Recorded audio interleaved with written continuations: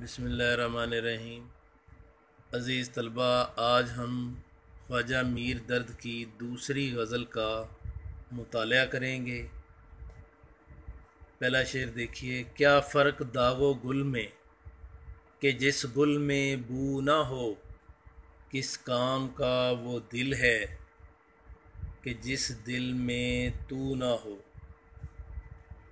پہلے مصرعے میں خواجہ میر درد ایک موازنہ کرتے ہوئے کہتے ہیں کہ اگر گلاب کے پھول میں خوشبو نہیں ہے، گل سے مراد گلاب کا پھول، تو زخم اور اس پھول کے درمیان کوئی فرق نہیں۔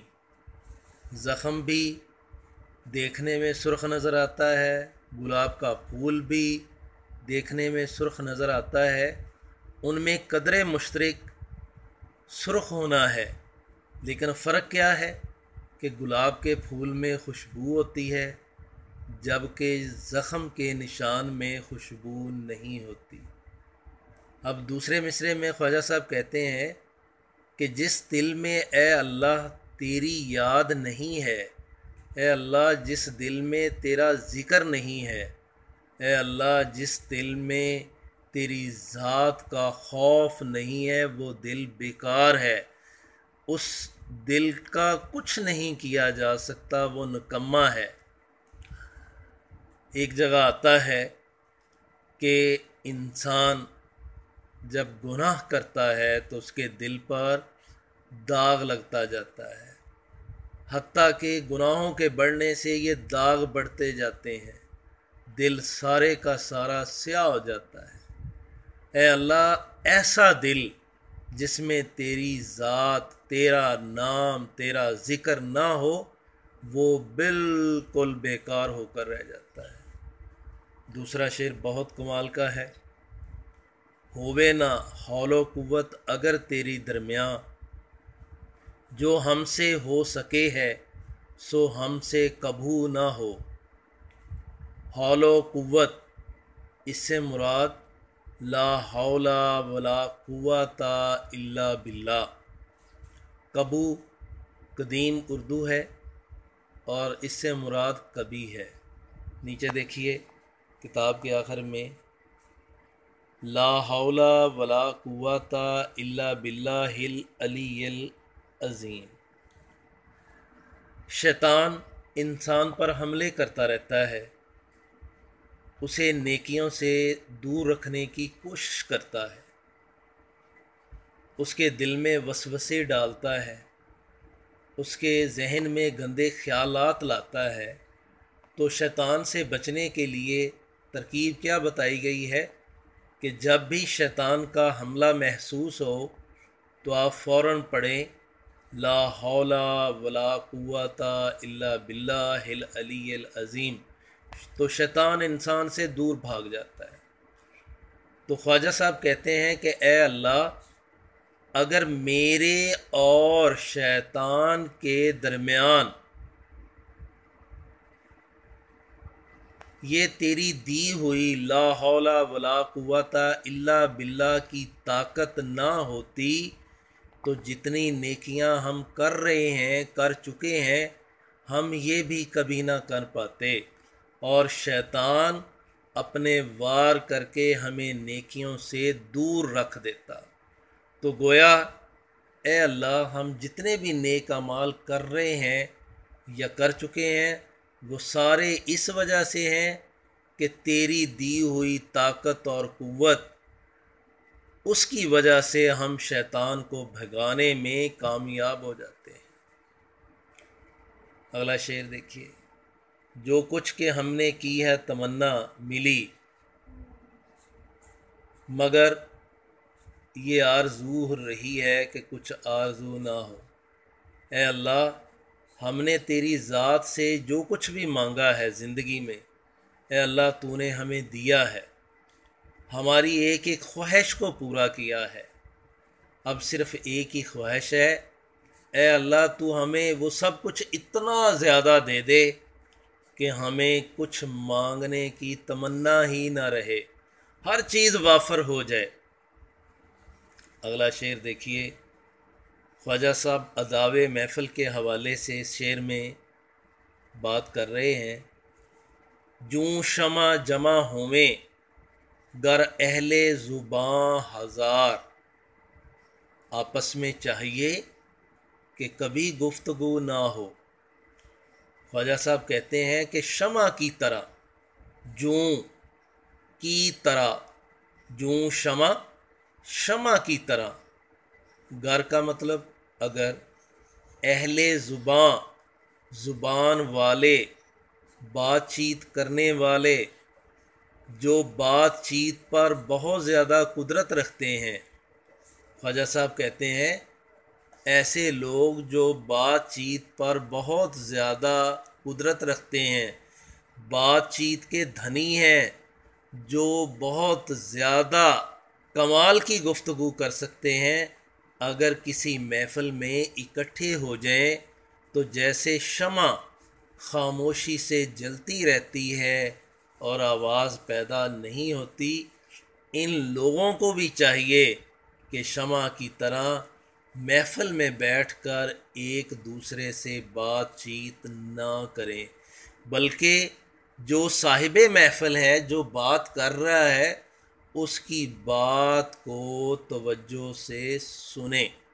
تو گویا شمع کی مثال دے کر، شمع سے تشبیہ دے کر، بول چال پر قدرت رکھنے والوں کو نصیحت کی گئی ہے کہ وہ محفل کے اندر خاموشی اختیار کریں، اور یہی آداب محفل کی سب سے بڑی ڈیمانڈ ہے، آداب محفل کی سب سے بڑی ضرورت ہے کہ انسان محفل میں بیٹھ کر اپنے جذبات اور اپنی زبان پر قابو رکھے۔ محفل میں بولنا محفل کے ماحول کو خراب کرنے کے مترادف ہے۔ اگلا شعر دیکھیے، خالص صوفیانہ شعر ہے۔ جوں صبح چاکے سینہ میرا اے رفو گراں، اے رفو کرنے والے لوگو، رفو گراں، رفو کرنے والے لوگو، صبح کی طرح میرا سینہ پھٹ چکا ہے۔ جوں صبح کی طرح، چاکے سینہ دل کا پھٹ جانا، اے رفو کرنے والے لوگوں، اے پھٹے ہوئے کپڑوں کو سینے والے لوگوں، رفو گر پھٹے ہوئے کپڑے کو، پھٹے ہوئے لباس کو سینے والا آدمی، میرا دل صبح کاذب کی طرح پھٹ چکا ہے، یہاں تو کسی کے ہاتھ سے ہرگز رفو نہ ہو، کسو پرانی اردو ہے، کسی، یعنی کوئی آدمی اس دنیا میں ایسا نہیں ہے جو میرے پھٹے ہوئے دل کو سی سکے۔ جس طرح صبح کی روشنی مشرق میں پھیلتی ہے، مشرق میں ابھرتی ہے، کہتا ہے میر درد کہ اسی طرح میرا سینہ پھٹ چکا ہے، میرا سینہ چور چور ہو چکا ہے۔ سینہ سے مراد دل ہے، تو یہاں مراد کہ جب انسان کا دل ٹوٹ جائے، دل میں زخم پیدا ہو جائیں، دل جو ہے دنیا سے اکتا جائے، تو پھر دنیا والے ایسے آدمی کو تسلی نہیں دے سکتے۔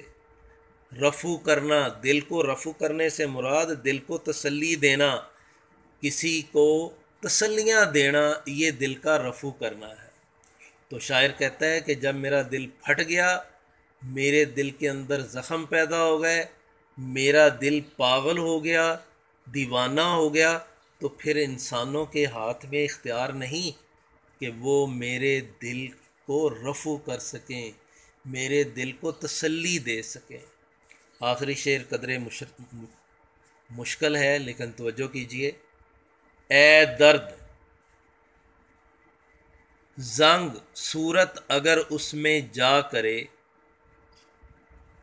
اہل صفا میں آئینہ دل کو رو نہ ہو۔ جیسا کہ پیچھے ابھی بتایا ہے کہ جب انسان گناہ کرتا ہے تو دل پر ایک سیاہ دھبا لگ جاتا ہے، انسان گناہ کرتا جاتا ہے، دل پر دھبے لگتے جاتے ہیں، حتیٰ کہ سارا دل ہی سیاہ ہو جاتا ہے۔ جس طرح آئینے کو زنگ لگ جائے تو ہم اس میں اپنی صورت نہیں دیکھ سکتے، وہ آئینہ ہماری شکل و صورت دکھانے کے قابل نہیں رہتا۔ اسی طرح دل کا بھی ایک آئینہ ہے، اگر دل کے اندر زنگ لگ جائے، صورت جا کرنا، کوئی شکل بنا لینا، زنگ آپ کو پتہ ہی ہے، درد اپنے آپ کو مخاطب کر کے کہہ رہا ہے کہ اے درد، اگر اس میں یعنی اس دل کے اندر زنگ کی کوئی شکل بن جاتی ہے، زنگ جو ہے وہ وہاں بسیرا کر لیتا ہے، دل سارے کا سارا زنگ آلود ہو جاتا ہے۔ دل کا زنگ آلود ہونے سے مراد گناہوں سے آلودہ ہونا۔ اگر دل گناہوں سے آلودہ ہو جاتا ہے تو نیک لوگ جو پرہیزگار ہیں، اگر ان کا دل گناہوں سے آلودہ ہو گیا تو ان کے دل کے آئینے میں ہم اللہ تعالیٰ کی ذات کو نہیں دیکھ سکتے۔ روح ہونا، چہرہ ہونا، اگر انسان کا دل صاف ہے تو انسان نیکیاں کر سکتا ہے، انسان نیک ہے، لیکن اگر دل گناہوں سے آلودہ رہتا ہے تو ایسے دل میں نیکیاں نہیں بس سکتی۔ یہ غزل بھی خواجہ میر درد کی شاعری کے مجموعے دیوان درد سے لیا گیا ہے۔ بہت شکریہ عزیز طلبہ، اللہ حافظ۔ اس غزل کی تشریح سے پہلے ایک ایک شعر کی قرأت کریں، مشکل الفاظ کے معانی پڑھیں، سمجھیں، اور اس کے بعد اس کی تشریح کی طرف آپ نے آنا ہے۔ اللہ حافظ۔